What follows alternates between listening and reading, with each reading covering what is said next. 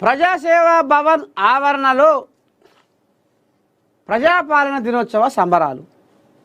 జాతీయ పతాకాన్ని ఆవిష్కరించిన కంది శ్రీనివాసరెడ్డి. తెలంగాణ రాష్ట్రంలో ముఖ్యమంత్రి రేవంత్ రెడ్డి నాయకత్వంలో అనేక సంక్షేమ పథకాలతో ప్రభుత్వం ప్రజాపాలన అందిస్తుందని Adilabad Congress party assembly in-charge Kandi Srinivasa Reddy అన్నారు. బుధవారం ఆదిలాబాదు పట్టణంలోని ప్రజాసేవా భవన్ ఆవరణలో జరిగిన ప్రజాపాలన దినోత్సవ సంబరాలలో భాగంగా పెద్ద ఎత్తున హాజరైన కాంగ్రెస్ శ్రేణులతో కలిసి జాతీయ పతాకాన్ని ఆవిష్కరించారు.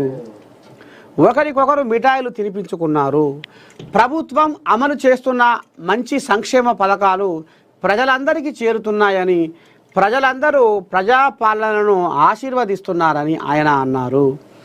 ప్రభుత్వ ప్రతిష్టాత్మక పథకాలు, ఇందిరమ్మ ఇండ్లు, కొత్త రేషన్ కార్డుల పంపిణీ, పేదలకు ఉచిత సన్నబియ్యం, రైతు భరోసా, రుణమాఫీ లాంటివి ప్రభుత్వ ప్రజాపాలనకు అద్దం పడతాయన్నారు. కాంగ్రెస్ పార్టీ అధినేత్రి సోనియా గాంధీ సాహసోపేత నిర్ణయం వల్లనే మనం ఈనాడు తెలంగాణ ప్రజాపాలన దినోత్సవాలు జరుపుకుంటున్నామన్నారు. ఆనాడు కాంగ్రెస్ పార్టీకి నష్టమని తెలిసిన ప్రత్యేక తెలంగాణ రాష్ట్రానికి ఆమోదం తెలిపిన త్యాగశీలి తెలంగాణ తల్లి సోనియా గాంధీ అన్నారు.